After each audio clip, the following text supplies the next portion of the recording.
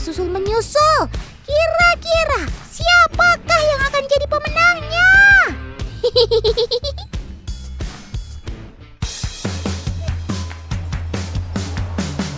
Otan bercanda, teman. Ini bukan sedang lagi lomba lari atau gerak jalan ya. Tapi ini adalah kebiasaan warga Dusun Merak Kabupaten Situbondo dalam menggembala sapi-sapinya.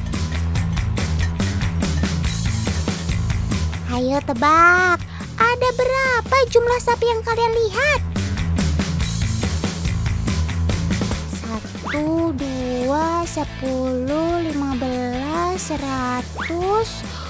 Wah, ini sih kayaknya ribuan ekor ya teman. Soalnya banyak banget sapinya. Otan sampai kewalahan hitungnya. Setiap hari warga Dusun Merak Situbondo menggembala sapi-sapinya ke alas atau hutan di Taman Nasional Baluran. Terdapat beberapa kelompok penggembala sapi di Dusun Merak. Salah satunya ya kelompok Pak Riri ini, teman. Kira-kira kalian tahu nggak berapa orang penggembala yang ditugaskan untuk menjaga sapi-sapi ini ke hutan? 10? 15? 20? Salah, yang benar adalah 6 orang. Nah, pasti kalian heran kan teman?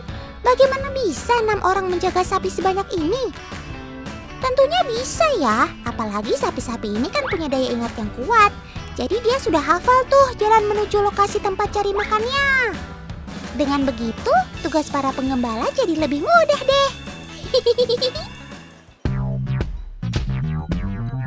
Gak cuma ingatannya yang kuat, sobat Otan yang satu ini juga kuat menempuh jarak yang cukup jauh untuk cari makan. Dalam sehari, mereka mampu berjalan puluhan kilometer hanya untuk mencari rumput. Nah, kali ini kebetulan Kak Dimas dan tim si Otan juga akan ikut menggembala sapi-sapi ini. Kira-kira mereka kuat gak ya? Pantes aja sapi-sapi ini dari tadi jalannya lama. Ternyata Kak Dimas dan tim si Otan toh penyebabnya. Maklum aja ya teman, sapi ini kan diternak liarkan. Jadi mereka agak peka sama orang yang gak dikenal. Ayo Kak Dimas dan tim, kenalan dulu sama sapi-sapinya, biar mereka gak lama jalannya. Kasian kan paman penggembala jadi harus kerja lebih untuk suruh mereka jalan.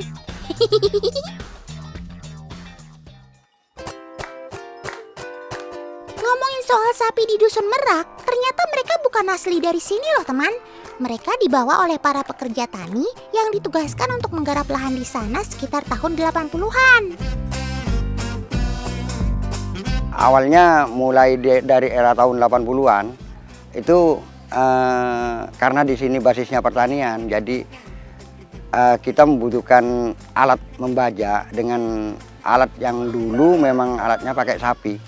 Jadi otomatis masyarakat itu, petani penggarap di sini, pakainya pakai sapi untuk membajak. Awalnya sapi-sapi ini dipakai untuk membajak lahan, tapi seiring berjalannya waktu, akhirnya masyarakat menjadikan sapi sebagai hewan ternak di sana. Selain perawatannya yang mudah, stok makanan untuk sapi juga berlimpah. Gak heran kalau beternak jadi salah satu cara masyarakat di Dusun Merak untuk bertahan hidup.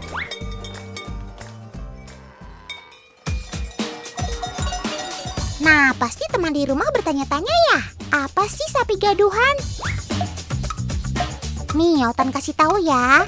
Sapi gaduhan adalah sapi milik orang yang dititipkan untuk dipelihara di Dusun Merak. Jumlah sapi gaduhan ini gak sembarangan loh. Bahkan jumlahnya jauh lebih banyak dibanding dengan sapi milik masyarakat setempat. Otan jadi penasaran. Kira-kira setiap kepala keluarga punya berapa banyak sapi ya? 20 sapi. Nah itu gaduhan dari orang semua? Iya, dari orang. Kalau pribadi punya? Punya. Berapa? Punya ada 3. Kalau sapi sendiri ada 2. Kalau gadungan 40. Tuh kan, jadi hampir seluruh sapi di Dusun Merak ternyata hasil gaduhan atau titipan dari orang lain tuh teman. Jadi bisa dibilang Masyarakat di Dusun Merak adalah peternak sapi bayaran. Mereka dibayar dengan hasil dari ternak sapi tersebut.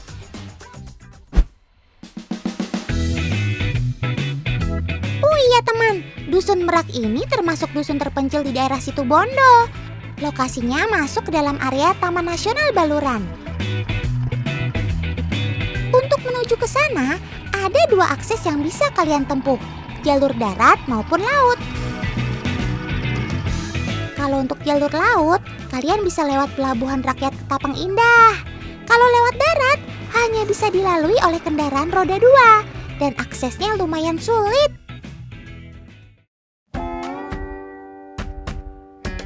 Di dusun ini terdapat kurang lebih 400 kepala keluarga yang semuanya hampir menggantungkan diri dari ternak sapi dan bertani. Kalau kalian perhatikan, hampir setiap rumah di Dusun Merak punya kandang sapi di depan rumahnya. Meskipun begitu, mereka belum pernah loh mencicipi daging hewan ternaknya sendiri. Kira-kira kenapa ya? Yang punya sendiri enggak buat jual buat makan. Belum pernah. Kenapa? Ya, enggak ada. Buat belanja saja.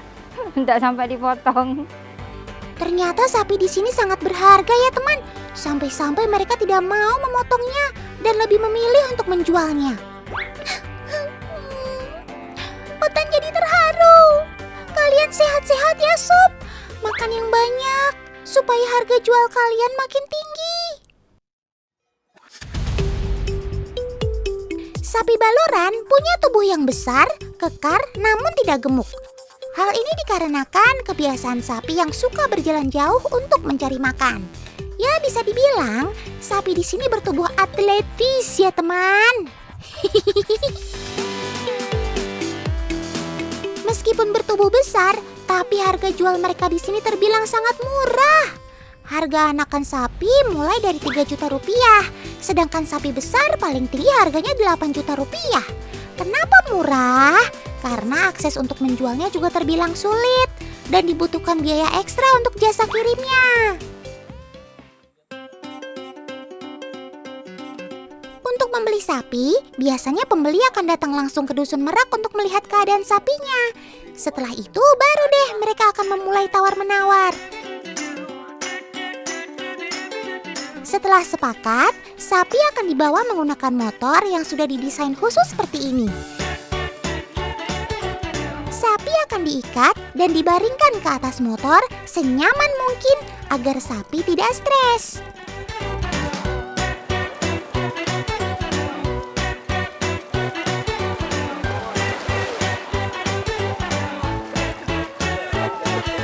Kalau jumlah sapinya lebih dari 1, biasanya mereka akan menyewa perahu untuk membawa sapi-sapi tersebut.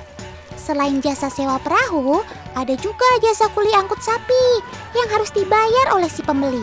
Karena banyak biaya tambahan inilah, harga sapi di Dusun Merak jadi jauh lebih murah. Wah, ternyata berat sekali perjuangan kalian untuk hidup ya Sob. Sudah harus menempuh jarak yang cukup jauh. Medan yang dilalui juga nggak mudah. Dan rumput yang kalian cari ternyata jumlahnya juga sudah tidak banyak. Ya, semoga sebentar lagi hujan turun dan membuat Taman Nasional Baluran kembali hijau, supaya populasi kalian makin banyak dan warga di Dusun Merak bisa semakin sejahtera. Amin.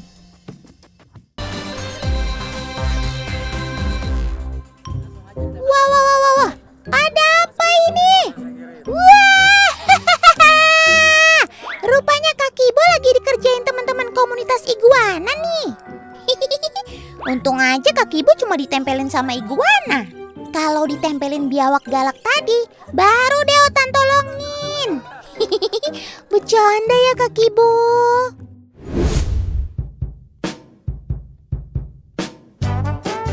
Teman di rumah pasti udah kenal kan sama si iguana? Ya 11-12 sih sama si biawak. Mereka sama-sama reptil berkaki 4. Cuma kalau iguana ini udah pasti lebih kalem dan jinak untuk dipelihara. Sekarang Otan lagi kumpul-kumpul sama komunitas pecinta iguana di Bandung nih. Wah, lihat teman, adik kecil ini juga ikut. Keren. banyak juga ya iguananya. Semuanya bagus-bagus lagi. Tuh lihat, ada iguana jumbonya juga. Wih, ini iguana apa biawak sih? Gede banget ya.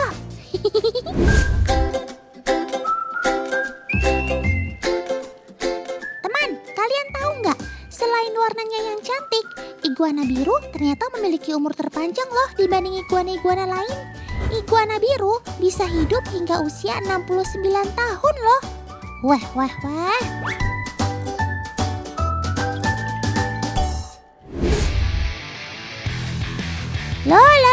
Loh.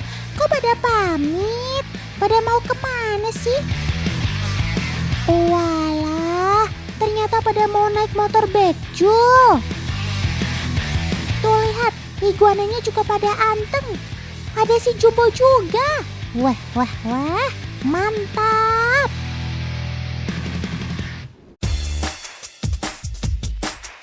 Tapi, meskipun jinak, jangan sekali-kali meremehkan kemampuan si iguana, teman. Apalagi kalau dia sudah merasa terancam. Iguana ternyata punya senjata mirip seperti si biawak, yaitu ekornya.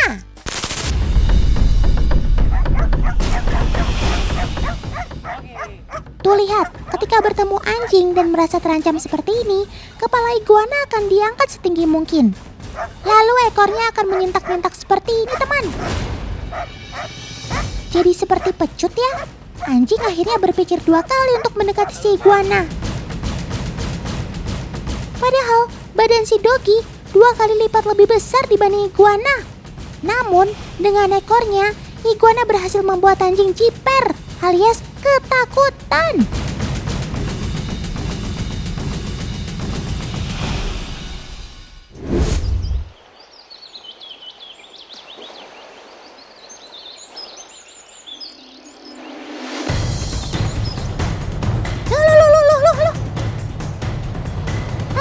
Ada apa ini? Aduh! Kenapa jadi cakar-cakaran sih? Mana tajam-tajam pula. Oh iya, Otan baru ingat. Ini kan ritual biawak sebelum kawin. Jadi guys, sebelum kawin, si jantan akan adu sumo dulu seperti ini untuk unjuk kekuatan.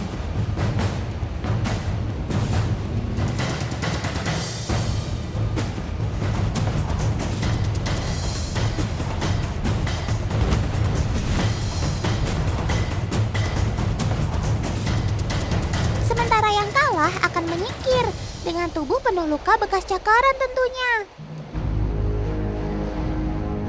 Duh, kasihan juga ya. Untungnya nih guys, duel maut ini gak sampai mengakibatkan kematian.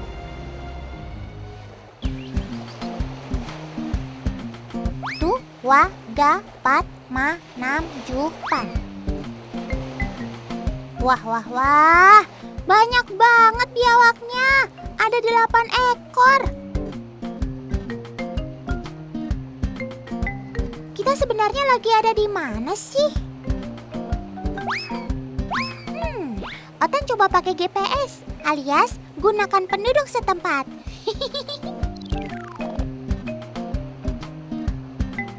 Wah, ternyata kita lagi ada di Pulau Biawak, teman. Pulau Biawak adanya di Laut Jawa, teman, yaitu di Provinsi Jawa Barat.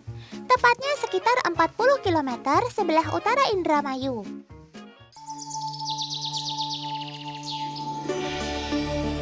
Pulau ini tidak berpenghuni ya guys. Penghuni pulau ini ya biawak-biawak tadi yang jumlah totalnya sekitar 300 ekor.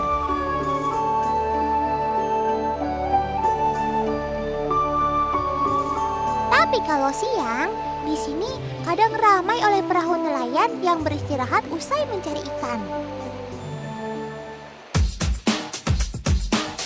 Biawak terkenal memiliki penciuman yang sangat peka, teman. Otan jadi penasaran, kalau makanan yang dikubur di dalam lubang begini, kamu Kamu bisa menemukannya nggak ya? Sekarang kita tunggu. Biawaknya muncul nggak ya?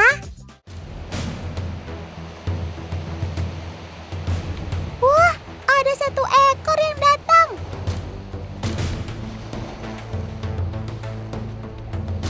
Nah, iya benar begitu caranya. Digali. Cerdas kamu, Sob. Cangkul, cangkul, cangkul yang dalam. Hore! Berhasil, berhasil.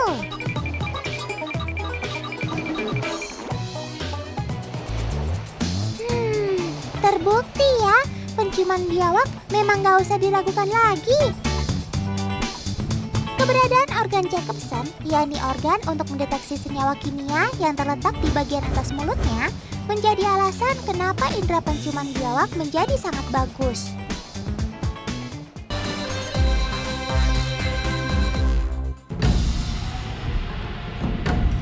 Joile, makannya lahap bener, Kak. Otan jadi ikut lapar nih lihat kakak makan mie.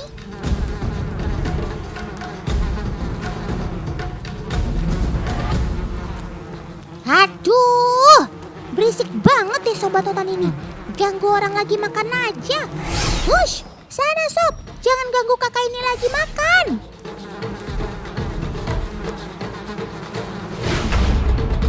Nah lo, kan dapat.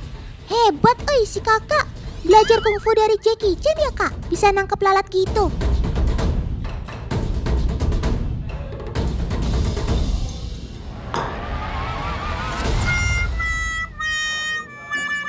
Walah, kenapa kak? Kok malah cemberut gitu? Iya sih kakak, tadi nangkep lalat pakai sumpit, terus dipakai makan lagi. Aduh, pasti itu penyebabnya.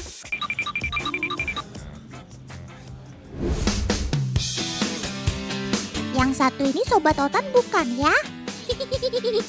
Bercanda Sob. Habis kamu sukanya bawa penyakit sih. Yap, jangan sepelekan ulah sobat yang satu ini ya teman. Karena mereka hanya butuh waktu kurang dari 2 detik untuk memindahkan bakteri dan virus dari tubuhnya ke benda yang ia hinggapi. Sobat Otan ini bahkan lebih jorok dari kecoa loh. Mereka bahkan dapat membawa hingga 300 jenis bakteri dan virus di tubuhnya. Kaki dan sayap menjadi bagian tubuh lalat yang paling berbahaya, bukan mulut penghisapnya. Ketika hinggap di makanan, tidak butuh waktu lama bagi lalat betina untuk bertelur. Dan jika sudah menetas, telur-telur tersebut berubah menjadi larva yang dikenal dengan sebutan belatung. Oh iya, Otan ada tips nih untuk kalian yang tidak mau repot mengusir si lalat. Ada tanaman, namanya Venus flytrap. Merupakan jenis tanaman karnivora atau pemakan daging. Bukan daging ayam ya. Tumbuhan ini biasa makan serangga seperti lalat. Tanaman ini bisa menjadi alternatif yang ramah lingkungan. Venus flytrap menarik mangsanya dengan cara mengeluarkan bau yang mengundang lalat untuk hinggap di mulutnya. Pada bagian dalam mulut Venus flytrap terdapat bulu-bulu halus yang berguna sebagai sensor penggerak untuk menutup dan membuka. Hap! Lalu ditangkap. Wah, galak juga nih tanaman ya. Sobat Otan sekali lep langsung lenyap.